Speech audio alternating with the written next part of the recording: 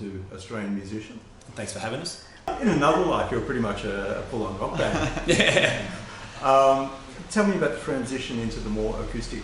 Yeah, so I guess when you're a bit younger, that's the first thing I associated to being in a band was big guitars, big drums, big sound, and we toured a lot doing that, and we really loved it. We got to play with some massive support acts in Australia and overseas, and that was really good. And I guess as we got older, we just slowly started getting, even the internet and technology started getting advanced, where you can get access to so much hardware remotely, and you can start having your own studios. And we just started to fall in love with having that organic acoustic element with just a very soft, chill vibe kind of electronic sound that you can actually tour with a lot more affordably. So you don't need the big kit, the big guitars, big amps. You can actually just do it all acoustically in a laptop with a little bit of electronica, and it actually opens a lot more venues for you to play at on an affordability basis. And we just started liking it.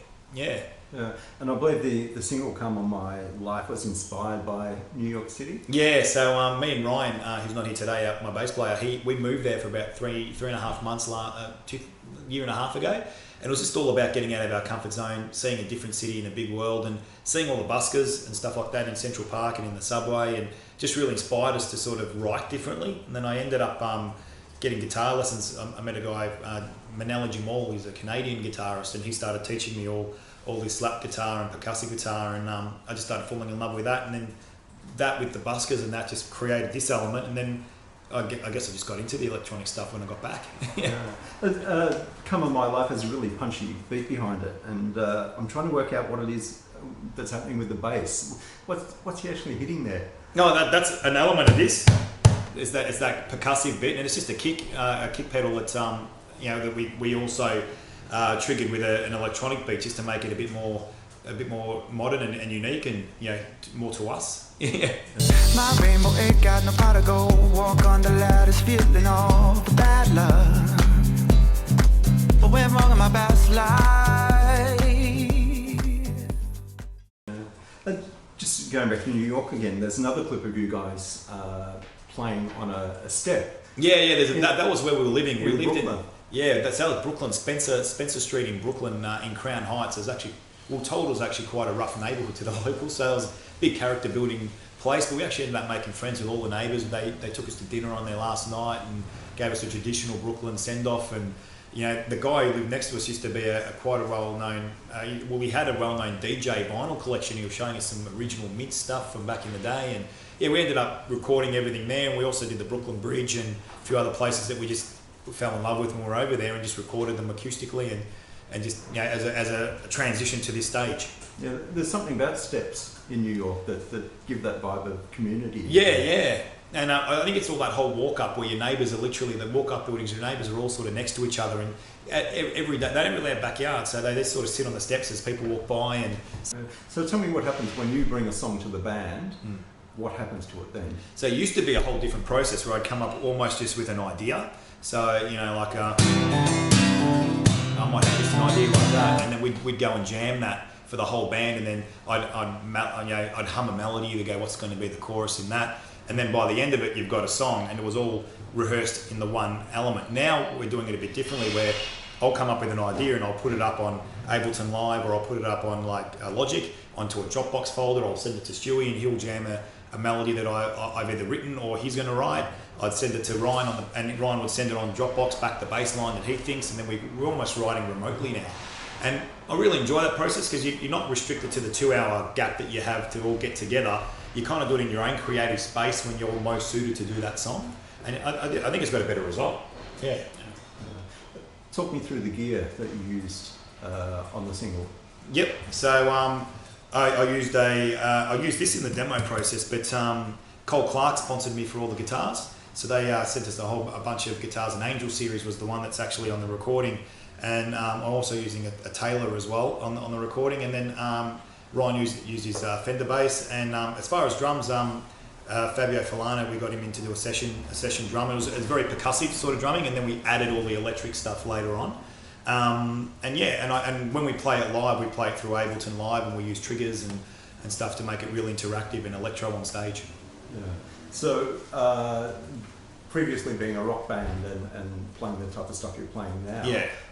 How much did you have to rethink your gear and stage? Yeah, it's totally different. Like I used to use a Vox, and I had 4 or 5 guitars on stage, and I had the 335, the Gibson, and the Fender Strat, and they all had an element on stage, and I had to use them for different songs. And I had nine pedals on the ground. I had delays, and everything had to be not specific to a song. And I had a Vox amp, and it was a full drive sort of car, needed to get all your gear there. And now it's a laptop and a push button that triggers all the songs and the effects that I want, and I play the acoustic and Stewie sings. And we have a few other people that create the live experience, like I have drums depending on the gig, and I have a bass, Ryan on bass depending on the gig. But if we don't need to and need to strip it back, the programs allow for that intimacy as well. Yeah. You've kind of had a scattered recording career over a 6-year period. Is that because life gets in the way?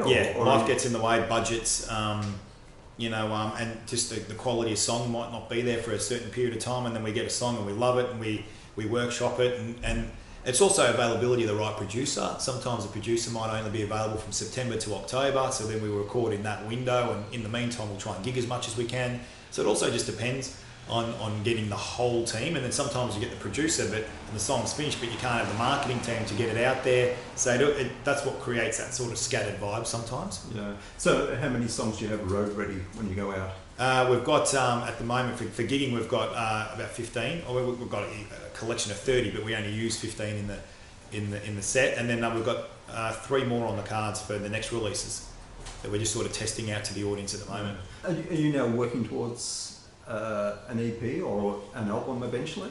More singles. What we found when we touring overseas too is everyone just releases singles, and then eventually that becomes an album.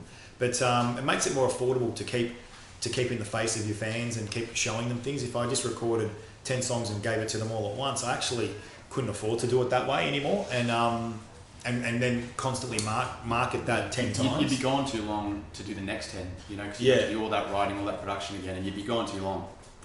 Even though your audience would have that 10 songs, still, if you're not kind of there, it's like you've disappeared. Yeah, so we rather just do every couple of months release a new song, and then we constantly get feedback from our fans and know what they love, rather than spend all that money on 10 and then they only might like 2. We sort of give them tastes of what's coming out, and they give us feedback, and they can be part of that process, and I enjoy that.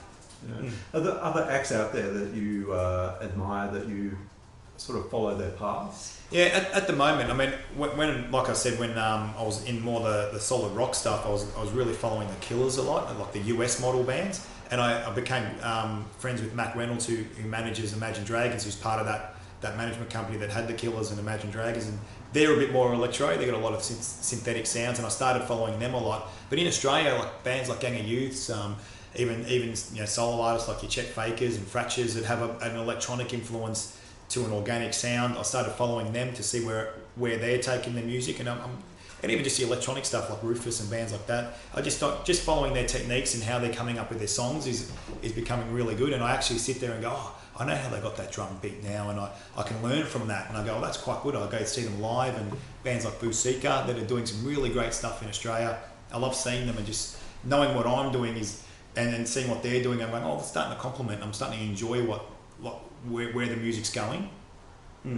Quite a few years ago, I believe you supported Steel Panther. Yeah, that was fun. Yeah, that was full rock. I even bought the V guitar when I was over there, and that was a funny gig because we were the main support act. So we went over there, we sold tickets, and we had to sell a certain amount to get that support act, and we did that. It was like out in the street, spruiking and getting everyone to turn up, and we sold the required amount, and that was great. And I got this massive guitar solo moment, and I was playing for ages, and all this smoke came from under the stage, and I was thinking, this is great, it's getting filmed, and life was good. And then when we finished the gig, the whole venue got escorted out because the stage was on fire. I thought that was part of my actual gig, and I thought they were giving me, I remember thinking it was pretty warm, but I kind of think, but it was actually the stage was on fire, and then they escorted everyone out and got back in. So there I was extending my solo, thinking it was my moment, when they were probably saying, can you just end? Kind of thing. I'm tapping away and seeing more smoke, and this is awesome. And then that was the end of it. So it was quite a good gig in the end. Where do you see the band in 5 years? Do you have a 5-year plan? Yeah, I would like to see some of our songs synced in some pretty decent movies overseas. They've got some good contacts that we met in New York over that, so I'm aiming for that element. And also, I'd like to see a couple of decent remixes really out there and have a real presence in the market, both gigging and both online. I want to have a real strong YouTube presence and SoundCloud and Spotify presence. That's my main goal.